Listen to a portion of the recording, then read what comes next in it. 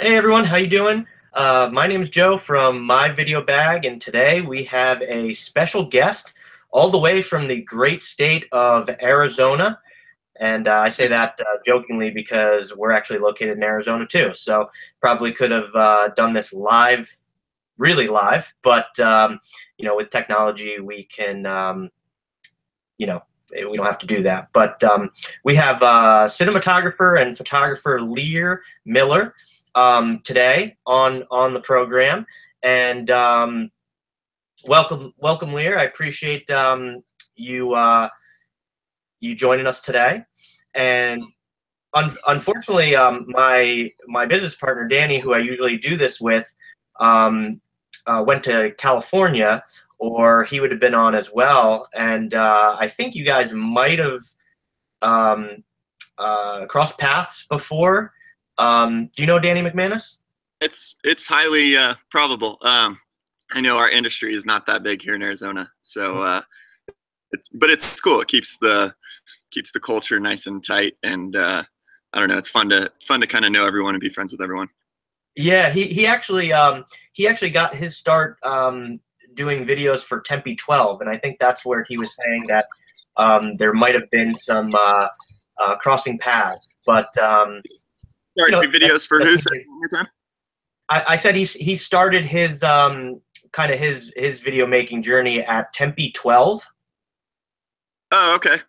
So he thinks maybe that was how you guys might have crossed paths, but he actually suggested that we reached out to you because you've been doing some big things throughout the years, and yeah, definitely wanted to kind of promote you to the community. So welcome so much. Cool. Um, Well, what was that, Lear? I appreciate you having me on. Absolutely. So basically, why don't we start by just having you introduce yourself and kind of just share with us, how you got started in video and photography, and kind of how your journey has brought you to this point in life right now. Yeah. Well, as you introduced me, Lear Miller. So, gosh, I'm 26. I probably started shooting videos when I was like 14 or 15, pretty young, and it kind of just started with me and my friends jumping our bikes at the skate park and filming each other doing crazy stuff. And then whenever I was injured, that's kind of the role I took over, was being sort of the group photographer for all our friends. And then that sort of escalated. So, through high school, doing senior photos, doing whatever paid work I could sort of pull together. And then actually right out of high school, I moved up to Vancouver, British Columbia to go to an art school for films, and kind of ended up dropping out of that about a semester into it because I felt like I had a pretty good direction of like where I wanted to go. And the film school was kind of different types of genres of photography and filmmaking, and I felt like I already had a pretty solid vision. But I think my path has kind of been pretty organic, as far as not necessarily having like a solid direction of like, this is what I'm going to do. Well, I might have that a little bit, but kind of just along and seeing where it takes me. So I sort of fell into wedding photography and wedding videography right out of high school, and that's kind of how I supported myself to pay my own rent and live on my own. And that sort of evolved to where now I have a wedding business that does about 25 to 30 weddings a year, and they're all pretty high end. Probably about 10 of those are in Arizona, and the rest are destination. So that's pretty fun. Allows me to travel and do a lot of really creative stuff. I feel like my wedding clients have sort of full creative trust in me, which is really fun. You don't get that in a lot of clients, as you probably know. Right. So I do that.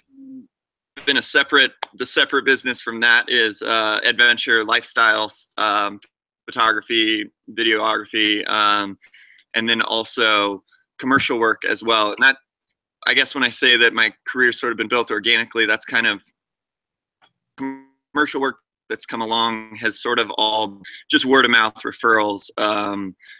being personable, working with people, being friendly. You never know who your next client's going to be, and a lot of times it's the person you met today 2 years from now is calling you up to shoot something. So I guess I try to kind of keep that mantra that like anyone is your future client, and just being, I guess, fun person to be around has sort of led me to a lot of work in that sort of way, which has been really great. That's So I very haven't necessarily sought after a certain path of photography over the past few years. It's kind of just been organically with what's come along, and just like sit on that path is the work that I present being my personal work and what I like shooting. And I kind of, I feel like a lot of people probably don't see 90% of the work I do because it's, you know, all over the board. But I kind of want to keep that trend of like, this is like what I present on Instagram or on my website or anything like that. right, right. So you were saying that, you know, there's a small amount of those weddings that are being done in Arizona. As far as your destination weddings, where are some of these typical destinations that you've been fortunate enough to, you know, go out and get paid for? Well, I've been super fortunate. I mean, I'm flying out tomorrow to Houston for a wedding, Oh, cool. and I'm actually still on crutches. I broke my ankle 2 months ago, so that'll be an interesting journey on the airplane. Mhm. But yeah, so I'm flying to Houston this weekend. I have a wedding in Wyoming, like a winter wedding, beginning of January. So I'm shooting for the U.S., but I've been super fortunate to do quite a few kind of exotic destinations in the past as well. I've been to Dubai for weddings, Tahiti, Costa Rica, and for an elopement last spring. So it's pretty awesome to kind of have built that ground base that now you know, to travel all over. But a lot of those clients aren't necessarily from like From Thailand. You know, they were from Southern California, word of mouth. I actually did an Italy wedding last year as well. The couple was from Arizona, and so more local clients that are traveling, and they want to bring someone who speaks the language, who's kind of you know, their partner in it, and not necessarily just a vendor to come on the wedding day and shoot and then leave. right, right. No, A lot, yeah, and a lot of times with those destination weddings, you know, especially if you're going to another country and there's a language barrier, I feel like even if you're a really great photographer, so much of it is so personable with who you're working with, and kind of coaching them through that process. You know, especially at weddings, they're not trained models, so you really have to bring that comfort. You know, being maybe a foreign, having a language barrier probably makes that more difficult. So I think that's kind of where the advantage is. So yeah, those of you looking to do destination weddings, you probably have better luck looking in your own backyard than in the destinations that you want to shoot in. yeah. So let's kind of discuss that a little bit, because as someone that you know, as we just discussed, Arizona, not a very big filmmaking community. There's probably a ton of people out there that are, you know, possibly watching this right now that are in kind of small towns, small areas. How did you get started in kind of a small community? I mean, I know we're a fairly large city in the scheme of things, but you know, how did it start to where you were, you know, working in your backyard and then kind of snowballing to that point where you're now going to Italy, Costa Rica, Dubai, you know, these type of places that so many people are kind of told as the kind of mecca, especially of as wedding videographers. Yeah, I think kind of I had this idea of wanting to do destination stuff. I'm young, I'm single, I wanted to be able to travel and see these places. So I always sort of had that in the back of my head Mhm. when I started shooting weddings. But so you know, the way I marketed as far as keywording my website and posting things was definitely very destination geared. But as far as like picking up those clients, it really started probably about 3 years into my wedding.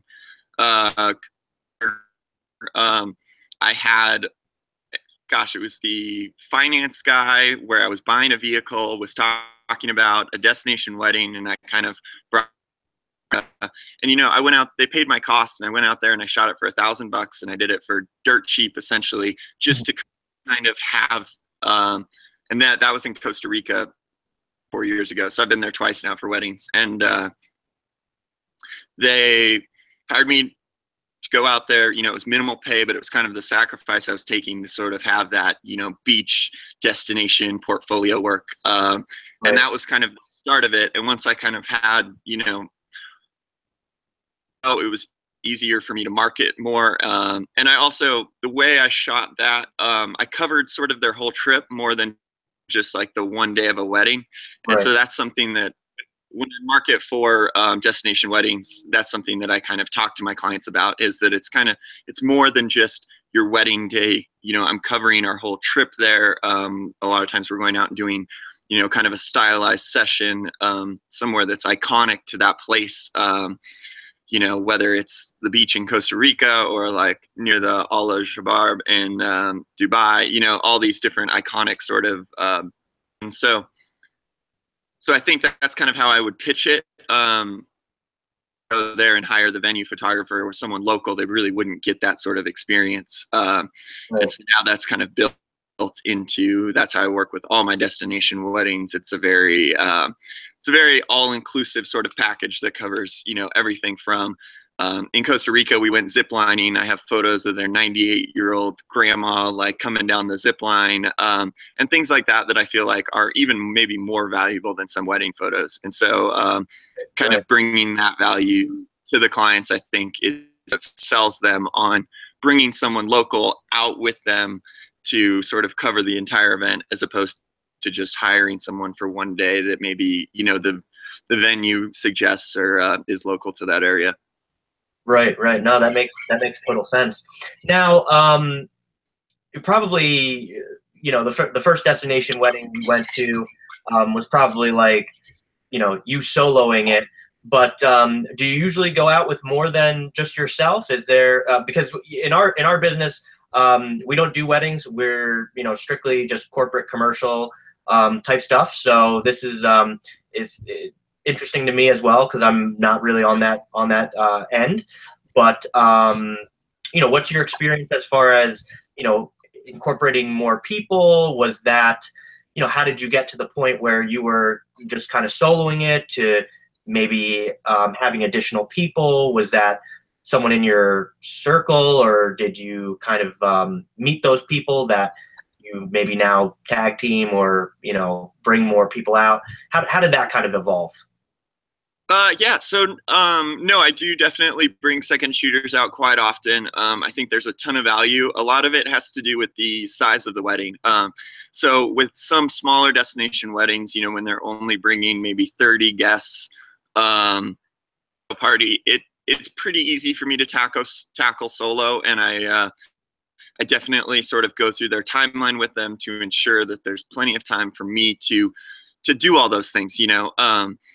However, I do bring second photography. Like usually, if it's over 50 people in the wedding party and like over 3 or 4, so if you have 3 bridesmaids, 3 groomsmen, plus the bride and groom, you have 8 people. And in that case, I do recommend a second photographer. I think the only struggle with the second photographer in destination weddings is really travel. A lot of times those flights are $800 to $1,000, and so that adds kind of a lot to their budget. So it kind of comes down to their budget and their wedding size, and I definitely, if they have a larger wedding, that they bring a second photographer. And for most of my more local weddings, they tend to be larger. Obviously, the closer you are to family, the more people can come. So with the larger weddings, definitely a second photographer, sometimes even a third photographer. If I do bring, say, a second or third photographer on, maybe like when it's bridal prep, I won't. Second photographer is over with groom prep. I don't want 3 people in a room. I feel like it can kind of, when you're capturing journalistically like that with people that aren't used to being around the camera, too many people, too many cameras can kind of close off doors to people, and they kind of get camera shy a little bit. Like it, they're not bringing out their true selves. So I try and keep it I keep it smaller in those times when it's tight and sort of intimate. But definitely bringing on multiple people is needed for bigger weddings for sure. And yes, I work with there's a great photographer, videographer in town. My buddy Brian shoots a lot of weddings with me, and I use a few other second shooters as well that are in the area for local weddings. And usually, so like Brian's flying out to Houston, Texas with me tomorrow, so we're both flying from here out there. I know photographers who will hire local second shooters. But that just seems way too much of a disconnect. Brian knows exactly how I work. We work really well in a team, especially with me being on crutches this weekend. He can sort of take over a lot of situations where maybe I can't, move as fast or get in there. So I definitely see the value in that. Gun, it's easier to do one person, whereas like you were saying with the commercial stuff, I have done quite a few commercial projects, and it's very different. You definitely need people to be in their right roles, and a lot more comes into play. Right, and then also, it's with the weddings, you have this element of you can't do it over. So there is no second takes on that. It's not like, oh, everyone stop. Like, can you do the kiss again? I didn't get it perfectly. So it's definitely almost like you were saying, a journalistic documentary type style where you have to you have to be prepared and ready for all those shots, because there really is no do-over. Right. Now, our MyVideoBag, the brand is basically based around gear. So I want to kind of just talk to you a little bit more about that, kind of what your favorite gear is to use during your shoots. Any upcoming gear that might be coming out that you're excited about, and feel free to go in any direction that you want as far as cameras, lenses, audio, lighting, stabilizers, drones. Yeah. So the gear that I use like every day, that's sort of my workhorse for still photography, is the Canon 5D Mark IV. So I just got one of those. I actually I could go on and on about how I hate the colors of the Mark IV versus the Mark III, but that's a whole maybe another topic. So I'm using the Canon systems, Canon Sigma lenses. Shoot a lot of primes. I probably shoot the Sigma 50 prime. I absolutely love that lens. When you're shooting backlit, it seems to have more contrast than the Canon lenses. So sometimes when you're shooting that backlit look, because you just have bad lighting and you just want to make someone's skin look good, a lot of times with the Canon lenses, I notice they wash out a little more. They don't have quite as much contrast, and that's just personal preference. Some people like that softer film look, or that Sigma lens. I shoot, now, so I have a, I'm trying to think what model it is. I don't know if I could see it here. It's the bigger Pelican. I think it's like a maybe 1650. It's probably like 3 feet tall, 2 feet wide. And so in that, I carry two 5D Mark IVs, a 5D Mark III, the Sigma 50 millimeter prime, the Sigma 35 millimeter prime, and the Sigma 20 millimeter prime. And then 5 prime, and then a Canon 135 prime. And then there's also a 16 to 35 2.8, a 24 to 104 f4 with the IS, which is a sweet run and gun video lens, and then a 70 to 200. So there's quite a bit in that bag. Yeah, you have all your bases covered there. Yeah, exactly. And I think it's like the 70 to 200, I won't even pull out. None of the zooms really I even pull out on a wedding day.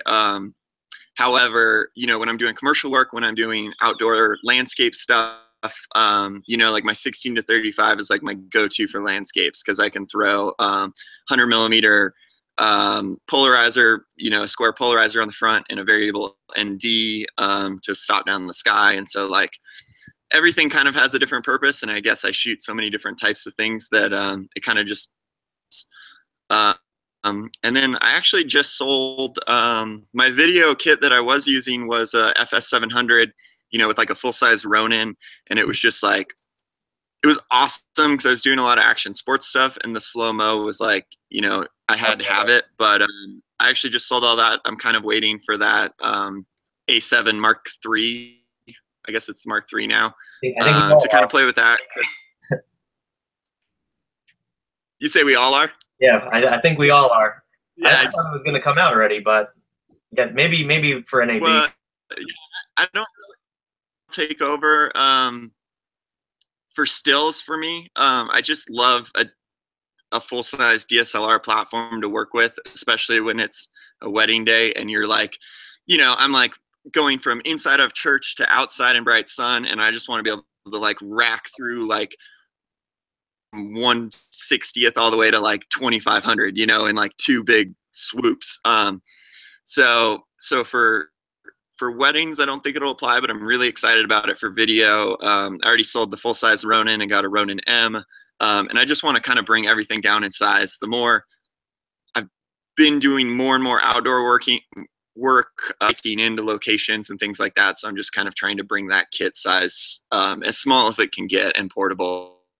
Trying to few years ago, I did like Sedona's tourism campaign. So I did all the commercial photography for that. And I'm really kind of trying to use that to break into more sort of tourism stuff and outdoor based commercial work. So I think having the kits really small, you know, when you have to hike 5 miles to your shoot location is pretty important.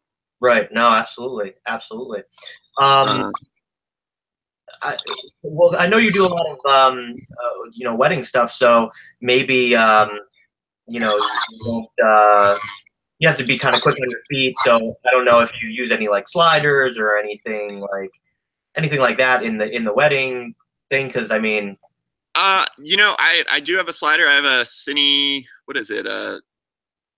Gosh, I'm trying to think of the name of it. Pretty popular name, Cine something. Um, uh, I I don't even think it gets brought out very much anymore. Maybe on some commercial shoots. Just the weight of it is pretty heavy, and with gimbals these days, make a lot of those moves. right. But even more than that, I think lot like gimbals like overused at this point. You know, it's like you see so many videos where it's like 90% gimbal shots, and sometimes now I'm shot and I'm like, that looks good. I like that little bob to it and that realness, you know. So I'm not really bringing that much equipment. A monopod and a lot of just like handheld with IS and like a camera strap against the back of my neck pushed forward, because that stuff is so run and gun. You know, I used to try and make it more of a full on production, and I just found that it sort of it lacked a little bit of emotion and real moments. The more in there you are and capturing real things and quick on your feet, the more real it is, and that was kind of important to me. I'm kind of a like purist in that respect. You know, growing up shooting BMX riding and skateboarding, that's a sport that's very journalistic and very purist. You know, if you Photoshop someone higher in the air, get cut from the industry immediately. Right. So I still have some of that sort of purist in me where I want it to be real and authentic. So for that stuff, I'm not really bringing out that much gear. I think there is a place for it, but I've also, you know, put a towel on a glass tabletop with my camera on it and pulled the towel across the table, you know, and done a slider shot that way. And that's like, you know, works, right? right. Exactly. Like that sort of, it just speeds up the process. You don't miss moments. You have more time to think creatively and more time to sort of anticipate things happening and be in the right place for it. So, I definitely, now that I've been doing this for over 10 years, I would say probably at year 5, I was like the biggest gear hoard. You know, I had everything and I thought everything needed to be used. And I just found that it slowed down in the process, and it also put more emphasis on the types of shots you're getting and not really on the whole story altogether. so that's something I've sort of learned over the years that I think is kind of important. And for those of you watching, I guess too, that think you might need the new latest gimbal or the new latest camera, as much as you're excited, I don't think it's going to instantly make your work better. While it may inspire you to go out and shoot more, which will make your work better, it's not. It's definitely not about the gear. And I love like watching Casey Neistat for that reason. You know, he's very guerrilla filmmaker, and I think it's really cool. Very cool. Well, I kind of want to go back to probably the first thing you said when I brought up gear, the Canon 5D Mark III versus the Canon 5D Mark IV. What's the gripe? What's you know, because a lot of people are saying, hey, I need to, you know, sell all my old stuff. Let me upgrade to the new, you know, Mark IV. Right. What do you think are some of the drawbacks? What do you think some of the pluses? Yeah, well, so I will state I've not shot video yet on the Mark IV in 4K. It's like that motion JPEG, and when I got a 4K project, I've just been renting Sony lately. But for still photos and HD video on both, so much more magenta on the Mark IV. Skin tones are more magenta. It's like, I mean, if you were to go into like Lightroom and you have that little tint slider, it's like to match up the photos from the Mark III to the Mark IV, -20 magenta, like into the greens on the Mark IV, and it's like +3 on like the 3 into the magenta. It's like, it's a huge difference as far as the Mark III tends to have like this nice warm greenish. I feel like it has more of an outdoor nice look to it. I guess the skin tones, I'm saying, like my skin tones have kind of have the shadows aren't getting as like magenta-y, and I feel like it's hard to explain, but that's what I'm getting with the Mark IV. So I will actually do my outdoor portrait sessions if I have good available light and I'm shooting, you know, below 640 ISO. I do everything with my Mark III if I can. My Mark IV has obviously come out at night. The high ISO is wonderful. It's a much cleaner image, but I just don't think it has like the same color palette. Especially, you know, we live here in Arizona. We have super bright light. It can be super harsh. You know, and a lot of times I'm shooting out in the desert down in Phoenix, and it's this like weird magenta in the shadows, I feel like, on the Mark IV, where the Mark III kind of tends to keep more of those natural tones that are in the desert, those, you know, nice brown yellows and greens. So I don't know, that's just, it might be a personal thing, but and it obviously can be tweaked in Lightroom and kind of matched, but I look at the Mark III files and I'm just like, they look so good. So yeah, definitely don't be in a rush to go out and buy the latest gear. I know a really popular wedding photographer, I think it's Jordan Voth. He does a lot of outdoor adventure weddings in the Northwest, up in Oregon and Washington, and he shot until last month, I think, on Mark IIs. You know, and this is someone who 50 weddings a year. Full-time job, you know, and traveling all over. So it's kind of funny. So long story short, don't trade in the Mark III. Yeah, I mean, maybe not. You know, it really is personal preference, but you know, I wouldn't be in a big hurry to go swap it out by any means. There are a lot, you know, unless you're trying to shoot more night stuff. I bring in off-camera lighting for reception stuff. A lot of photographers will shoot all natural light, and you know, in that case, the Mark III kind of falls on its face once you get over 3200 ISO. It's kind of crappy, but you know, you can shoot 6400 all day on the Mark IV, and it's pretty clean considering. Which, believe it or not, like for weddings comes in a lot. You know, a lot of times you have these beautiful candlelit reception areas with bistro lighting, and like when you bring in your own lighting, it kind of just kills that ambient glow that looks so beautiful. And so for that stuff, you know, having that low light is really nice. Okay, cool. Well, let's kind of transition into, do you have any personal projects or anything that you're outside of Houston, anything coming up Yeah. that you're excited about? Yeah. So, I mean, I kind of mentioned I'm kind of really trying to move more into the outdoor industry. I shoot a lot in that industry with contacts I know with the bike industry and things like that, but I'm really trying to build more of a base and portfolio. So I'm putting together, later, I'm trying to do a bunch more drone work actually, since I kind of have a broken ankle right now. I just bought those, I mean, since we're still on the gear topic, I just bought those DJI goggles for my Phantom 4, which I'm pretty excited about. So I'm going to kind of play around with that. I want to do a lot more drone work, but project in Sedona that I just kind of want to do a highlight reel of some of the, I grew up in Sedona. I know the area really well. I know all the hiking trails. So I kind of want to do some sort of secret locations via drone in Sedona and do a little bit of a personal project there. And then in end of January, I'm putting together a personal project to Bali and Thailand.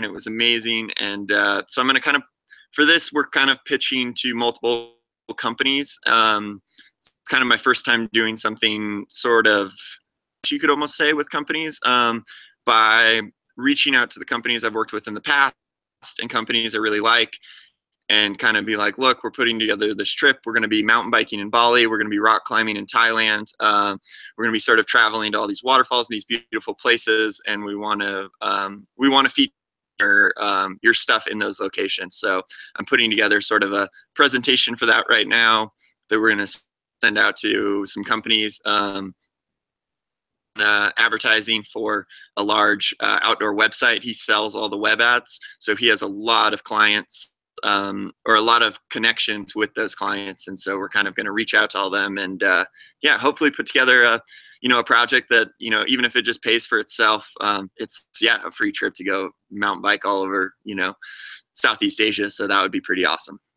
Very cool. Well, yeah, that sounds like you got some big things coming up. I won't take too much more of your time, but why don't you let everyone know how to connect with you, and how they can find your work, how they can get in touch, and hopefully anyone watching that might be able to use your services will connect.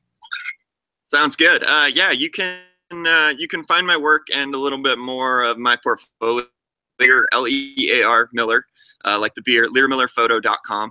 And then also Lear Miller on Instagram. Obviously, that's a little bit more of my personal work, and sort of, I like to keep it,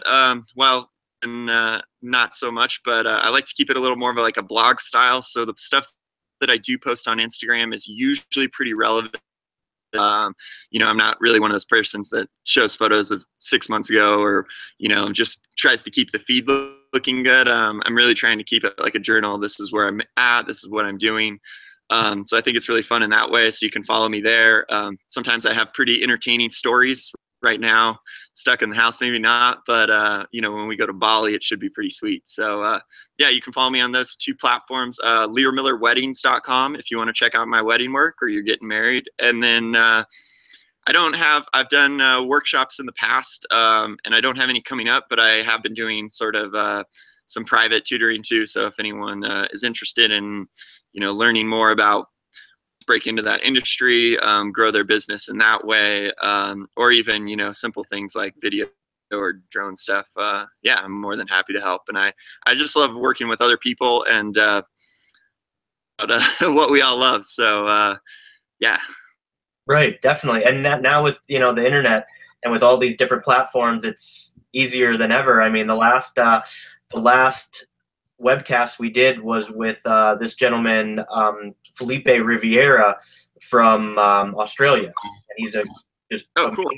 amazing hyperlapse and time lapse guy. Actually, check him out at Time Fleas in Instagram, and their stuff is just amazing. But it's just so funny how the world's gotten so much smaller. I mean, I was we were doing the interview at 4 o'clock our time, and he was already the next day. So it's just crazy. But well, Lear, thank you so much. I really appreciate jumping on, and I look forward to connecting with you in the future, especially because we're practically in the same neighborhood. And good luck on your trip. I hope everything goes well with coming off those crutches soon. So, and Yeah. we'll definitely be in touch. Sounds good. Thanks, Joe. I appreciate it. And yeah, I'm up in Flagstaff these days, but I'll let you know when I'm down in the valley, and we'll grab lunch or coffee or something. Absolutely. Sounds great. Thanks again. We'll talk soon. Have a good one, man. Thanks for having me on. Yep. Bye.